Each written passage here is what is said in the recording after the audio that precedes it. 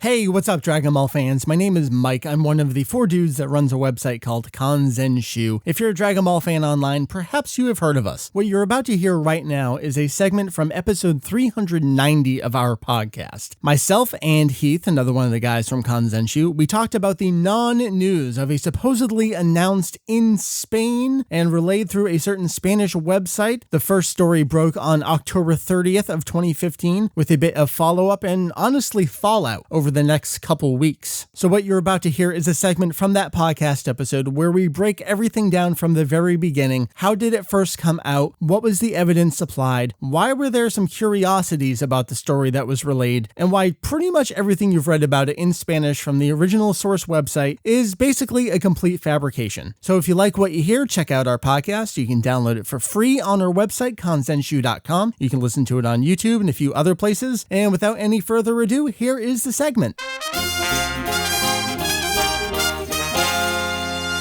Heath, you had a setup for the final thing we're going to talk about. Would you like to share what your description of this is? Let's see if I can remember. I hate when non-news becomes news because people think it's news when it's not. Does that make sense? That's a great description. And this is definitely going to be, you're either going to love us for what we're about to do, or you're listening in, you're hate listening because you know exactly how this story is going to go down. This is definitely, we admit and we're reveling in it. We know better than other people do. And we're going to sit you down and shake our finger at you and tell you how you're supposed to do business on the internet. But God damn it, this was just such a big fuck up. And to see the indignant, putting my feet in the sand and we stand by our story. Holy cow, man. We got a lot of emails, a lot of tweets, a lot of messages on Facebook. Hey, you guys missed this. Hey, and we tried to nicely reply to as many people as we could that no, we did not miss this. We know about it. It's okay. We're going to let it blow over because it's not real. Unfortunately, no one could let it die. Why this didn't die, I have no idea. That's what we were hoping was going to happen.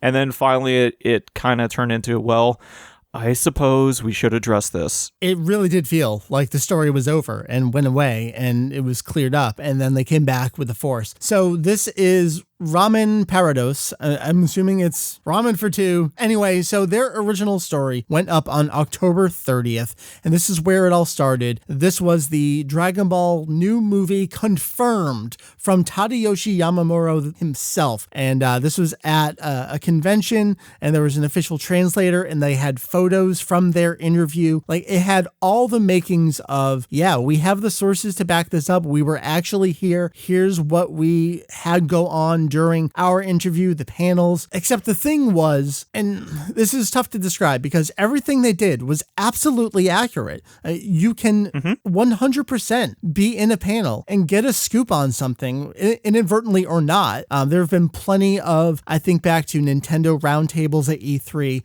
I think the existence of, maybe it was the Star Fox on Wii U, or no, Pikmin 4 most recently, where Miyamoto said, yeah, we're working on Pikmin 4. And that was the news story that came out of that just roundtable panel at a convention, at an exposition. That can happen, and that could have been what happened in this story, that this website got something out of a panel and they're like, holy cow, we have a story. Let's run this story. Which is why for so long it was so believable for so many, because it had all the right things. I've always said a rumor like this always comes from at least some grain of truth. When you combine Yamamuro being there in person and talking, the likelihood goes way up. You had a key person at an event, and then there was video footage of it. Right off the bat, you're just going to go, okay, this seems very credible. And that's where the downfall all began. This could have gotten a lot farther if there was no video footage. And this is where I start doing a little more analysis, because we are the kind of site, we do not report on something.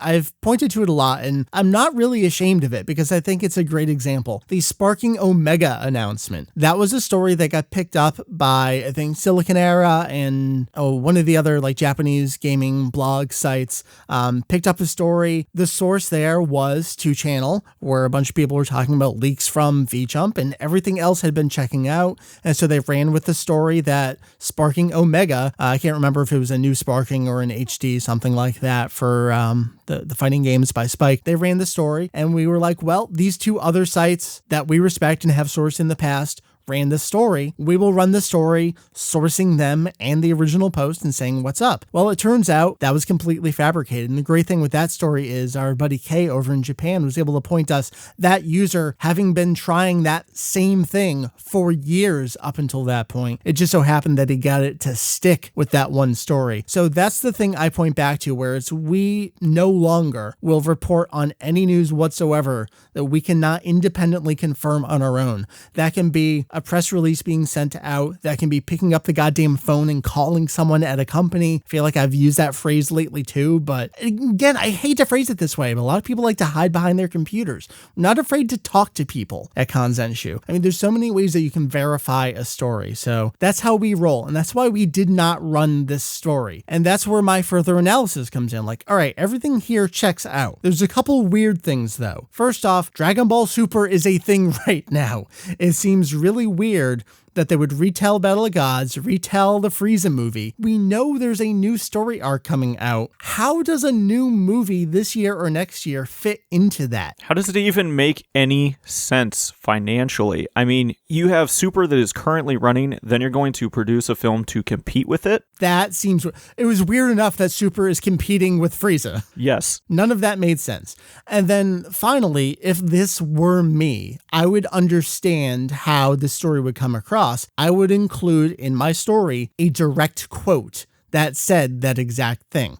The story did not have that. It was just a general rewriting of the story, which is, totally fine. From my perspective, that's not how I would roll out that story. So those were the kind of two things that jumped out at me was, kind of weird. And the way this story continued for the next couple days is this site, Ramen Parados, they were rolling out, we have video interview, we have audio, we're going to share this to really back up our story. I think we were like, okay, cool, we'll wait on that, because that's the kind of thing that we can then use to do our independent verification. We can throw Julian at it, we can throw Jake at it and say, listen to what Yamamuro says in Japanese. Is that what he said in Japanese? That's our independent verification. So we kind of waited for that, and we started getting that, and we just back and went, something's weird here. Things were just not adding up. And so you really started to question a lot of what was coming through.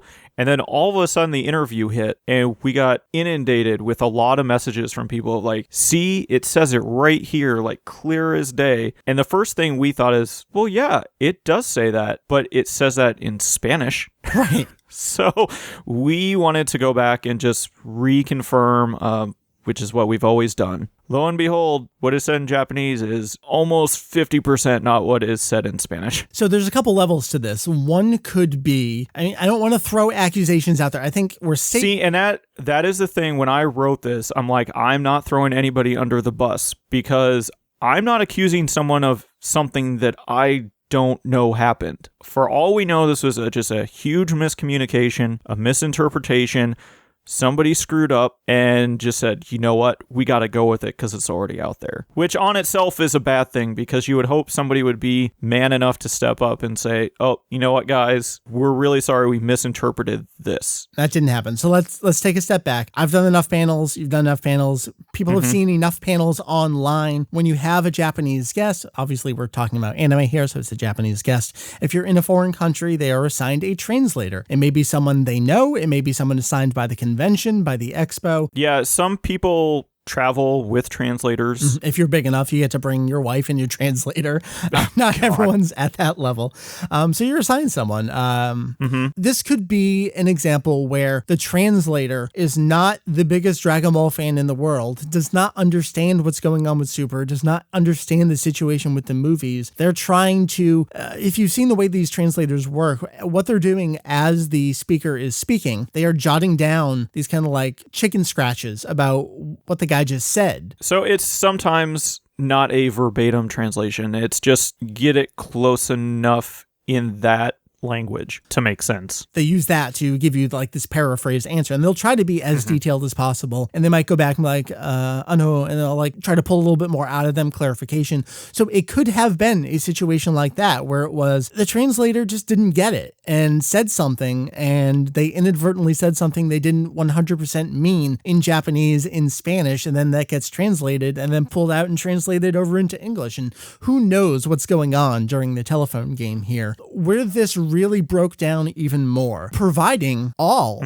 of the interview for anyone. Because initially this was said at the panel, and they had periscoped the panel. So a lot of people listened in and just said, first off, the audio is really bad. Yeah, so it was tough. That didn't really help. But you could make out the Spanish translator. And we had a lot of people, even on our forum, saying, hey, I'm fluent in Spanish, or my friend is fluent in Spanish, and we listened to it, and he does not say that at all in Spanish. So then a lot of it came down to, well, he didn't say it at the panel. We interviewed him one-on-one. And it was like, oh, okay, well, I can see that. And then it all just kind of snowballed from there, and they really dug their heels in the ground and just said, no, we're going to show you this video, and you guys will see that we are 100% right, that this is what he said. And I get that. Like, that's almost what I would do if I were in their situation. Like, fine, you don't believe me because we're professionals. We have all of this recorded and available. We will show you. Fine. If we have to, we will show you. I think the problem here was they didn't know what they had. I'm almost 100% guaranteed that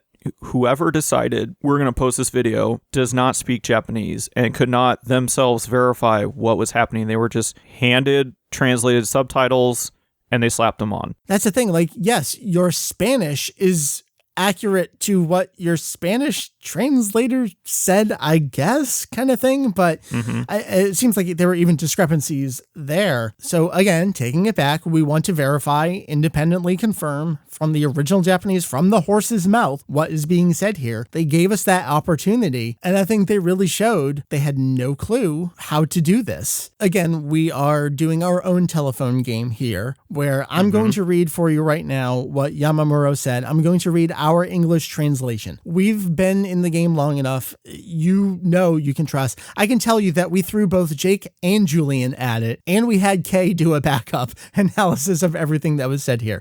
So you have a native Japanese speaker. You have Julian, who's got the highest accreditation level you can get for understanding, reading, comprehension Japanese. I don't know what Jake's level is at, but if you're following us, you know what Jake's level is. He's pretty much right with Julian. I think he might be one below, but then he's also learning other Asian languages. So I don't. So sometimes he's confusing his Chinese and Japanese, yes, which was good because we were able to get Julian to do it as well that exact same day. So again, we are going language to language here, so let me read to you what the official Kanzenshuu translation of Yamamuro's statements were. Currently, a slightly more detailed version of Revival of F is being broadcast on TV, there was Battle of Gods, and then after that came Revival of F. So here, in the TV series, we're adding in that original, Toriyama Sensei's original thing, something different.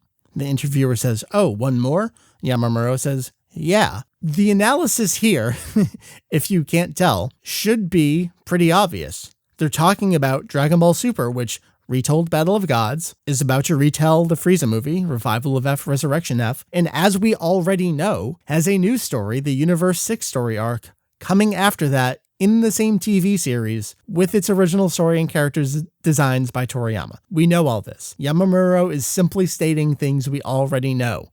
There is no news here. It's just weird, though, how he starts out, because there's a little bit of confusion there, where he's well, detailed Revival of F, and then he's like, oh, wait, Battle of Gods came first, then it was Revival of F.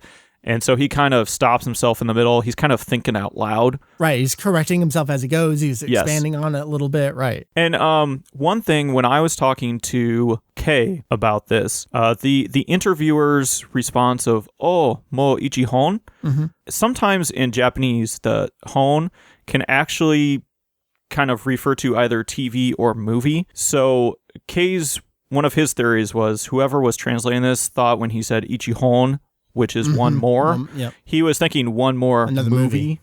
And so there's little nuances where it's kind of, if you're not a native speaker or you're not around somebody that really is in tune with what someone's trying to say, things can kind of get a little skewed, which is, again, why we were kind of like, yeah, maybe this was a little misinterpreted, not just way intentional, we're going to make this up. But so, yeah, it's kind of hard to tell some of that. The thing is, you go to their Spanish translation of what was said there. And of course, we have to translate. We're speaking English, so we have to give you our English translation of the Spanish of the Japanese, which is not an accurate description of the Japanese. What I'm getting at here is that in the Spanish translation, they use words like trilogy, but that's not said in Japanese. There is no reference to 3 movies. So like there's already a major breakdown there, and you can see just how far this gets skewed. And I think the worst thing about this right now is seeing the firestorm of the site really sticking with it. And I can understand no, I am sticking by my story. This is the story that we reported, and here are our sources. We've laid all of our sources on the table. The problem is, I think they just either don't want to or can't fathom admitting, oh shit, we're completely wrong here. I get it. We have this he's a professional translator. Are you telling us the professional translator there was wrong in how they relayed these? Yeah, we are telling you that the professional translator, whether it was the translator, and it seemed like the translator himself wasn't really the problem. It was this own site's interpretation of everyone's surrounding statements. The thing that really caught me is when Yamamuro responds, he says nothing about movies in his initial response. The only confusion would be if the interviewer brought up movies in his question to his initial response. Whereas in the Spanish subtitles, just right off the bat, they're like, "Hay 3 películas." He says nothing about movies. Where the hell did that come from? I could see maybe you're taking a little liberty with it to try to set up what you think his response is going to be. But when they right off the bat just say there are 3 films, Battle of Gods, Resurrection F, and another, I mean, that's not in there at all. I don't even know where that came from. We're angry over this because this is the exact opposite of everything we try to do. You'll see in a lot of the interview translations we do, we like to provide those translator notes, even if it's the most minor thing, because at this point we can kind of guess what people are going to second guess. And we like to put it out there like, we're pretty sure you're going to latch onto this. This is what it actually says. This is why we put it this way. And I know not everyone can do that. Not everyone has the time to do that. We have this liberty of being a fan site where we can put in as little or as much time as we want into things. And I hate for that to come across as the fan subbers do better than the official people, because I would never equate us to either fan subbers or official, despite people constantly asking me on Twitter when are the official episode title translations coming out, and like, what are you talking about? I say this all in a roundabout way of just, we are really angry because it's everything we fight to not do. And to see someone out there do exactly the opposite of how we would do something and get attention for it. It's not the attention thing. I don't like that I just said that. It's not the attention thing. I've been talking so much about it lately. Like, people deserve better. This is not good news reporting. And Dragon Ball is stupid. It's a stupid children's cartoon. But if you're gonna report news, do it fucking properly. What got me, I think what upset me the most, when they first posted this video and it was subtitled, and I was going through and, typing up the subtitles and translating it. It's like, yeah, this is clearly what the subtitles say. And then we got the results back of, Jake's like, yeah, that's not what they say at all. And then I talked to Kay and talked to Julian, and it's like, things are just way off. Like, this isn't even close. And then, along with the video, they decided, let's post a transcription of everything. And you're like, okay, you go read that. There are things in their transcription, and not just like 1 or 2 cases, like all over the place, that aren't even in their own subtitles on the video, which just makes absolutely no sense. And then you start comparing what the subtitles say to what's in the transcription, and they even more so go full in of this is what he says, and they change it so it's even more definitive that, it's in production and this is absolutely what's going to happen, and explain these events. And it's like, right. I know they're like doubling down that no one's going to read this. So yeah, that's what really blew my mind. It's like, at that point, to me, somebody over there knows what's going on, and you're doubling down in hopes that nobody's going to notice. Yeah, it's just that tunnel vision thing. And I say this from experience, not necessarily with Kanzenshuu, but it's like I did this and this is what it was. And just this complete lack of a greater perspective. No, you're completely just own up to it. Just admit it. There is nothing wrong with admitting you're wrong. I think it shows true character to admit that, hey, we totally fucked this up. There is nothing we can say to apologize and make up to people how much we fucked this up. That says so much in so few words. To see that would, I think, mean the world to us and to the rest of the fans who are just watching this shitstorm happen over on this website.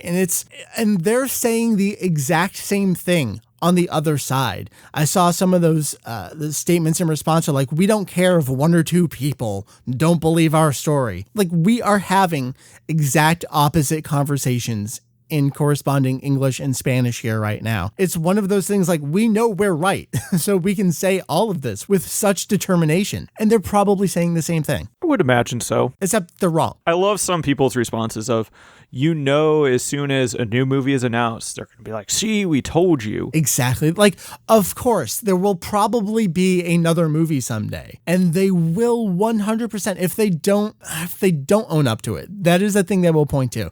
And I forget what site it was. It was some comic website. It was years ago that ran with a story of Toriyama's working on a new manga. In the years since, there have been things like Jocko, and he went to work on Battle of God. This was before all of that. And I remember how it went down was when Dragon Ball SD was announced for Saikyo Jump, that phrase, they doubled down on it. They went back and they said, see, we told you, where there's smoke, there's fire. That's the new thing that was coming. Stuff changed along the way and it turned into Dragon Ball SD, but we told you there was a new manga coming. It's that kind of thing where no matter what happens in the future, you can point back to something and say, see, we were right about it. But there was zero connection there. It was total trying to cover their own ass. And it's so transparent, and it makes me so goddamn angry. Especially when it's something so broad. I mean, it's like, I'm going to predict the future that someday I'm going to have a new car.